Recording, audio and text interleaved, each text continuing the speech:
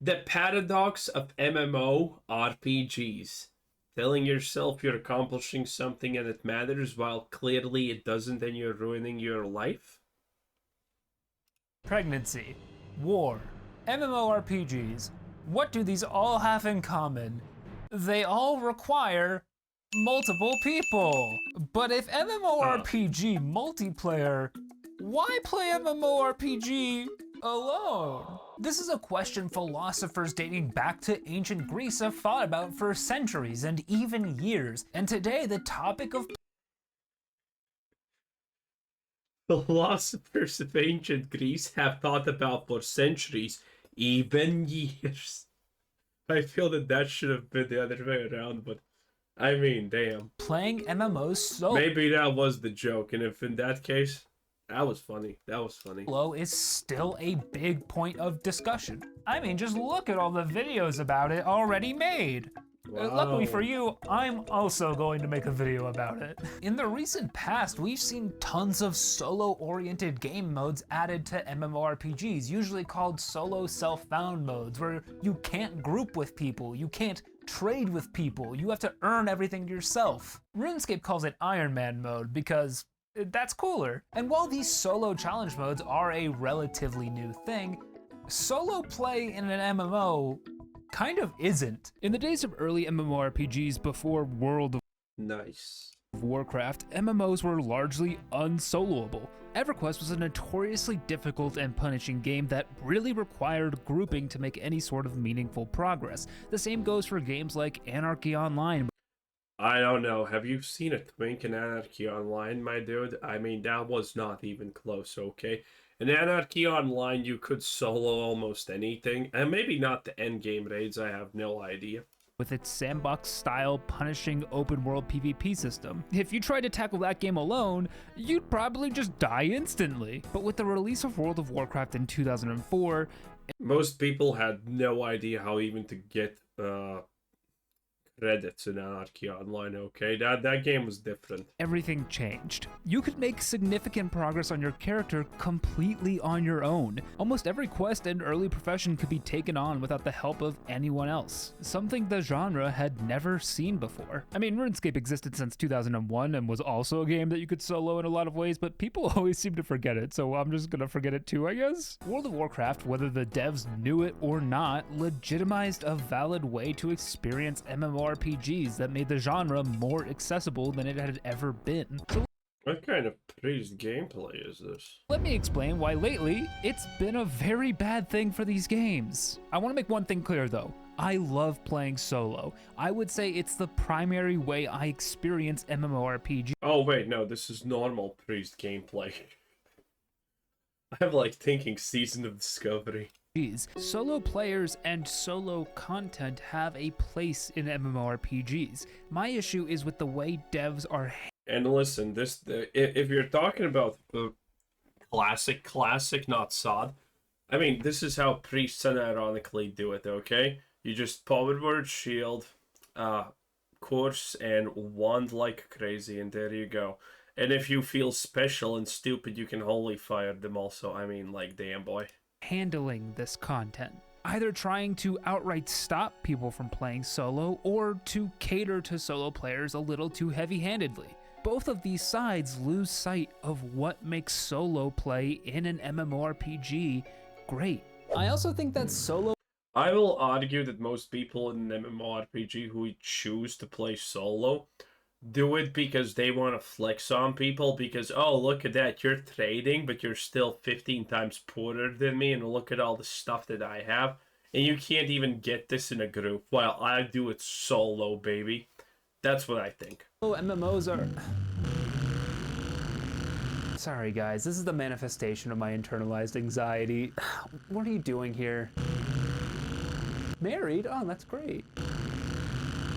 What's World of Warships? Oh, it's an ad. Wow. At least that's kind of great. And anyway, skip. Why we play alone. It's important that we figure out why people even choose to play solo in the first place. It's a topic that to this day confuses Redditors and forum posters, and those are some of Doesn't everything confuse Redditors? the smartest people in the world. Like I said before, this is a well-treaded topic on YouTube, but I keep coming back to this talk at GEC by prolific MMO game designer Damien Schubert. Damien's worked on games ranging from Meridian 59, the first ever 3D MMORPG. He's also worked on The Sims Online, which is one of the MMOs ever made. And at the time of the talk in 2011, he was the lead designer on Star Wars: The Old Republic. Ever heard of it?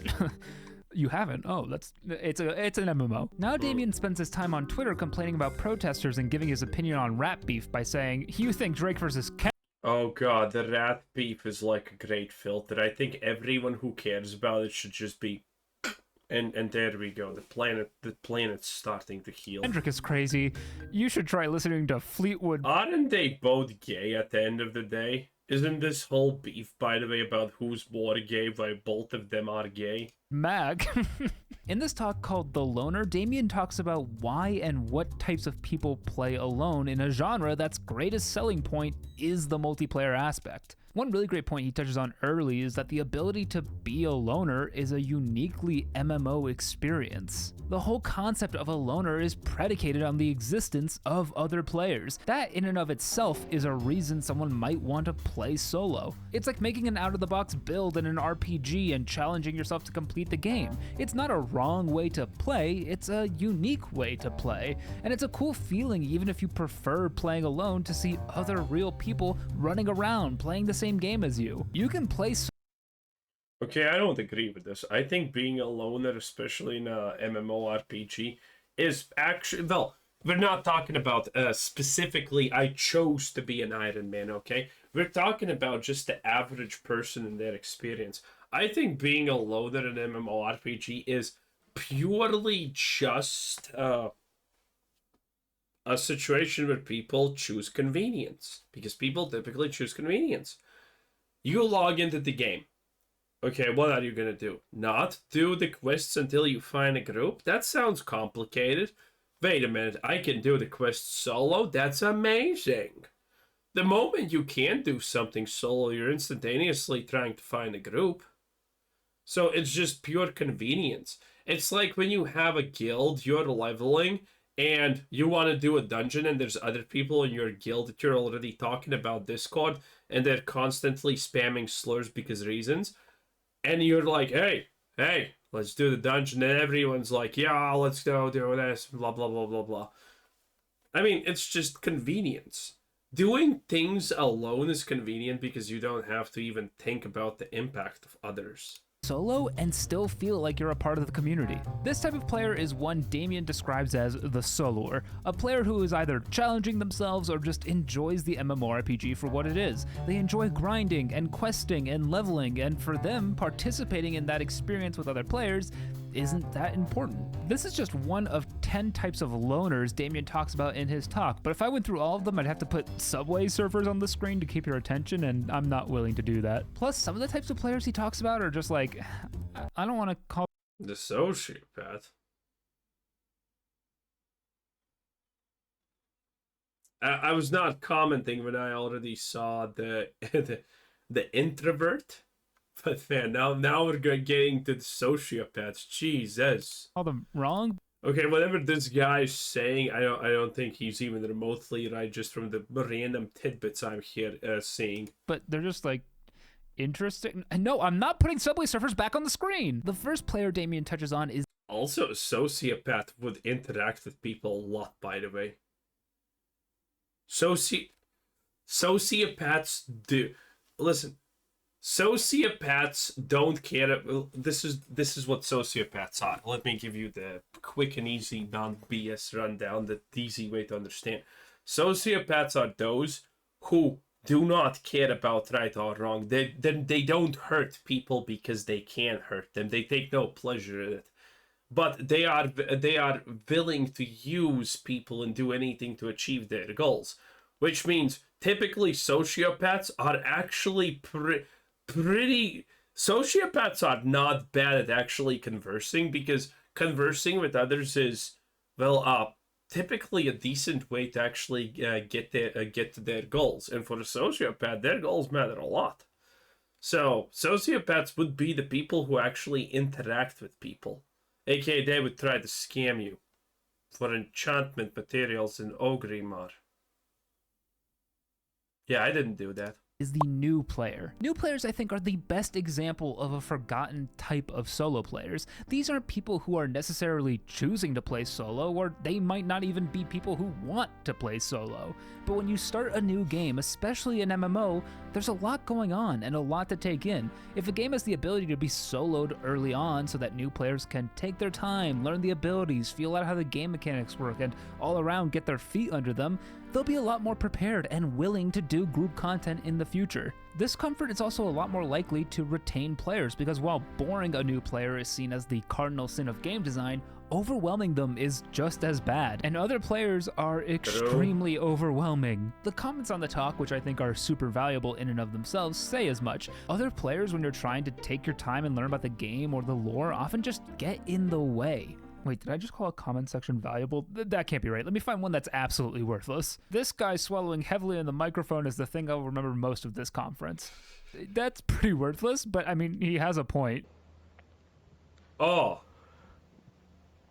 Damien, drink some water. The last type of person Damien identifies that I want to talk about is what he calls the lunch at your desk type. He just means grown-ups. Hey, Future Idol here. I'm being really mean to Damien right now. It's a good talk. No, this is fine. Damien seems to be an absolute moron. I don't know why I was so rude to him. Over the years, the average MMO player has gotten older, which despite sounding like a stupidly obvious statement, is also true. Like back in the day, there were a bunch of teenagers and people in their early 20s and literal children running around these games. But today, you're not gonna find very many children at all on MMORPGs. That's why the Minecraft YouTubers won't log on. The average MMO player today is much more likely to be a 30-year-old with a full-time job and potentially even a kid or two. And when you have but you still make fun of the people with kids in Discord and tell them to abandon them because, you know, if they don't survive, that's just how the Romans did it. That much real-world responsibility filling up your schedule, it can be hard to find an uninterrupted 2 or 3 hours to do a raid or a group questing session. I mean, hell, it could even be hard to find a 45-minute period to do a dungeon run. And even if these types of players do find like 3 hours to play the game uninterrupted, their social battery might be so drained that they really value. Okay, I don't know how I feel about this video considering he just used the word social battery in a serious sentence. The time to just play on their own. Grown-ups are busy people, and they're also just all around worse, like the All Grown Up TV show. It was worse than Rugrats. Huh. That's like the whole point. That's the video I said. There are obviously a ton of other reasons someone might prefer to or even need to play solo in an MMO, and Damien's talk does a good job of touching on a lot of those, so I'd highly recommend watching it. I just felt the need to add this section to defend people like me who get told we're a paradox for playing an MMO mostly or entirely alone. But if I'm saying all of this to support solo style play, what's with the title of the video? Well, that's because of the thing that's about to pop up on the screen. Part 2, fixing I can't do an accent. As I've said multiple times in this video, the persistent multiplayer worlds of MMORPGs are their most unique and greatest selling point. There's a very good reason for MMOs to try their best to steer into group content. The content that takes up the most design, development, and QA time in any MMO is multiplayer content. I'm sorry, I couldn't keep a straight face saying QA. I know these guys aren't. No, the reality is just everything's more fun with friends, and well, you know, finding decent people to call your friends online is kind of challenging, but when you find them, it's pretty fun. Testing their games. Raids, dungeons. Not referring to my World of Warcraft guild in case you're watching this video. All of you are horrible human beings who do not deserve air or water or honestly anything. Give me money. Elite quests or heroic quests or whatever you. Dopad literally did not give me a real sunken temple cut from the seeds and the flask drops. And yes, that's how petty I am, but still. Want to call your special quests, fates, etc. Tons of examples of content that require or strongly encourage having a group. And a lot of this content is seen as the highlight of the game by the community that plays it. Multiplayer content also has the added benefit of being one of the best ways to convert casual players into hardcore players. This is something else that Damien brings up in his GDC talk. Every player starts off as a casual player, but over time and at their own pace, if everything goes well, they'll drift closer and closer to being a hardcore player. And the goal for every MMO is to get casual players. I don't even agree with this graph. God damn, Damien is a mouth breather. Okay, listen, there's only your casual or your only hardcore. There's nothing in between, okay? If either you know or you don't. Closer to being a hardcore player. And the goal for every MMO is to get casual players to being hardcore players. Multiplayer content being the best way to create hardcore players isn't really surprising. When you look at a ton of endgame content, which tends to be the multiplayer content, it all lives down here on the spectrum. And if you do enough multiplayer content, you'll start to form social bonds with other players, and there's no better way to get people connected to a game than for them to have actual relationships formed through that game. I'm sure we all have friends that we met on our favorite MMORPGs from our childhood that we either still talk to or at the very least still think about every so often. I'd like to quickly apologize also, if you're an active MMO player, I did not mean to put you on a second spectrum. Anyway, game designers really want to make sure they can get as many people to this multiplayer content Okay, saved, good video again. as possible, and that means they have to fix solo players. I mean, these players aren't doing dungeons, they're not raiding, they haven't joined a guild, they didn't even join the server's But they are complaining on Reddit. Discord channels to say a slur. Are they even playing an MMO? To fix these players, MMOs will sometimes create roadblocks in main storylines or character progression that cannot be advanced unless you participate in a group activity. Diablo Immortal does this by having literal dungeons that you need to be in a group. No, Diablo Immortal does this by putting you in a dungeon and then telling you 800% value offer right here, baby. Click, click. And they are required for the main story. And don't tell me Diablo Immortal's not an MMORPG, because Blizzard can't seem to figure out that Diablo was never meant to be one, even though they keep treating it like one. Like, why was Diablo 3 always online? Why is Diablo 4 just a lightweight MMO? They're not MMOs, stop it! Sorry, this isn't supposed to be a video essay about Diablo, unless you'd want me to do that. Even real MMOs like Final Fantasy Yes, I actually would.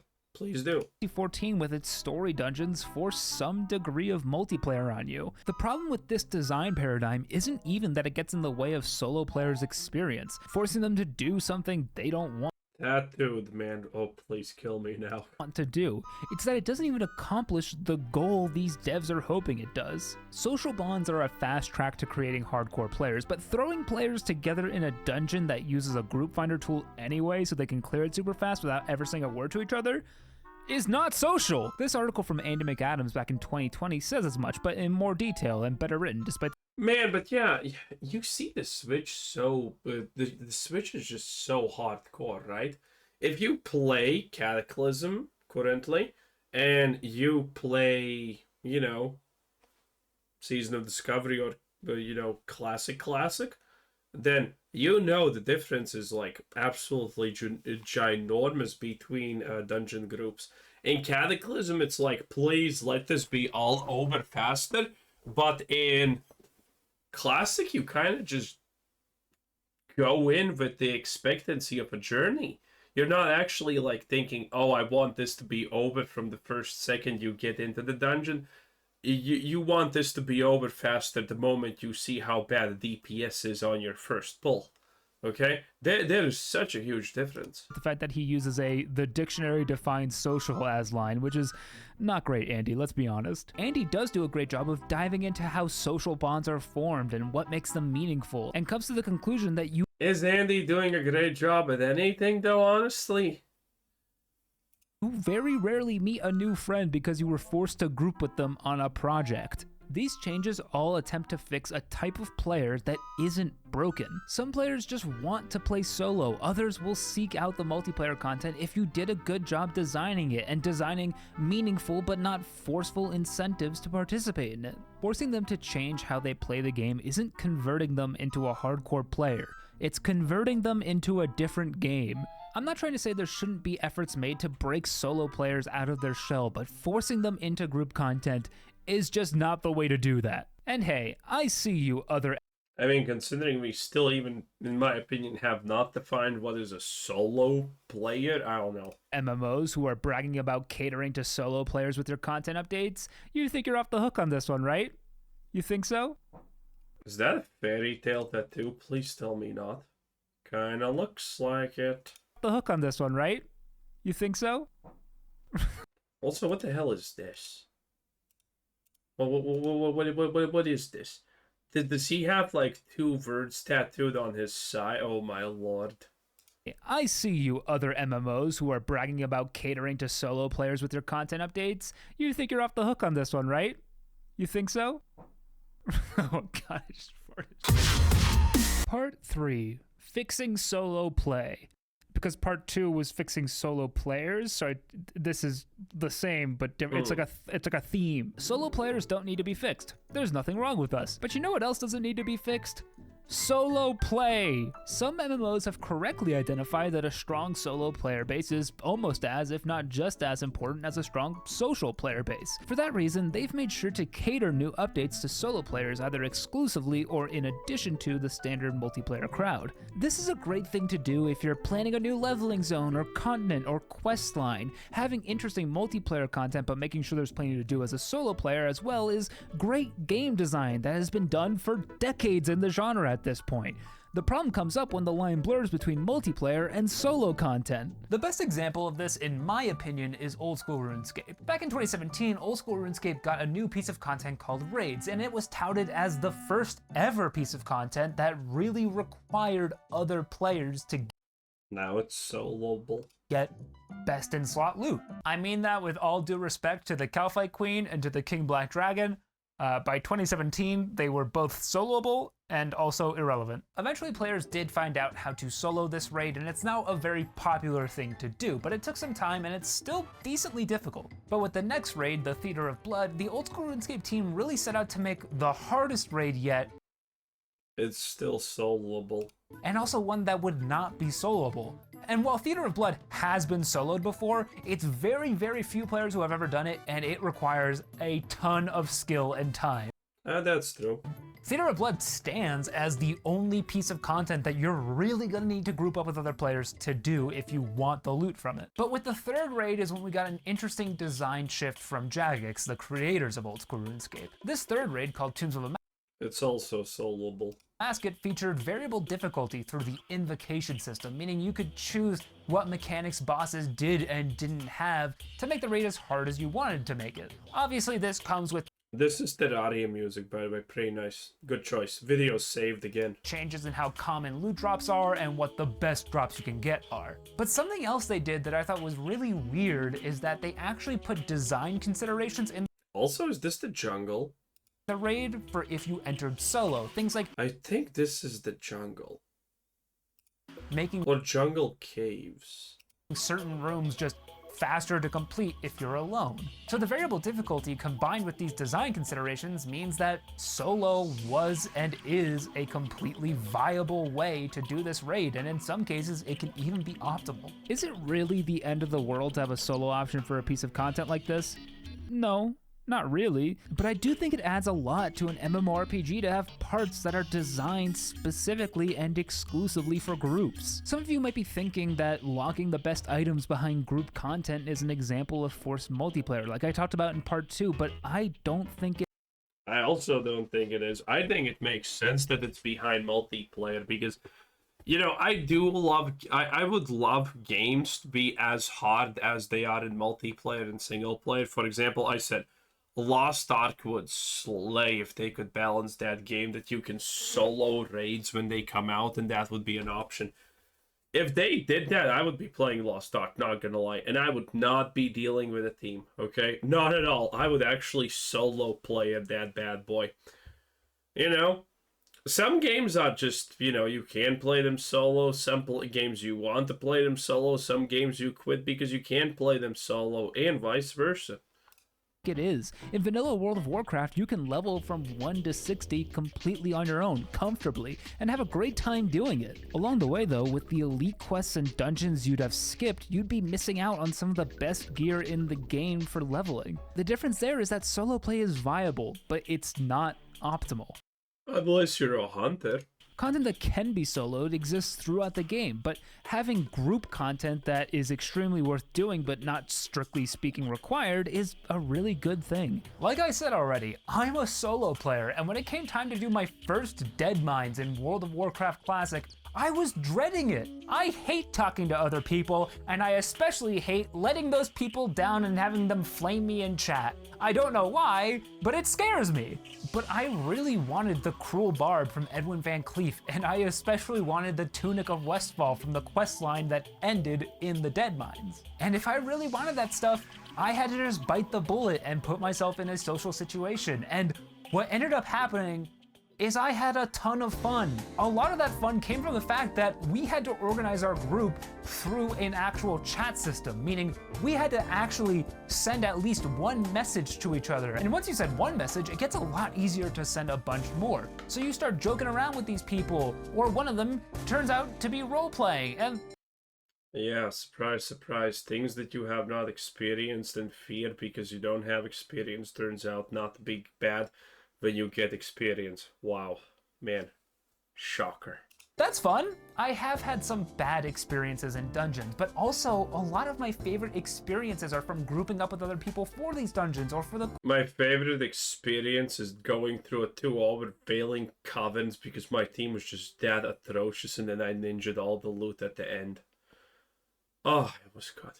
quests or for even raids. And then I told them that they don't deserve to exist, that they should delete their goddamn family circle. It's the one time I get to experience the truly exclusive thing in MMO. One of my favorite experiences in all of World of Warcraft history and my general gaming history is in classic World of Warcraft.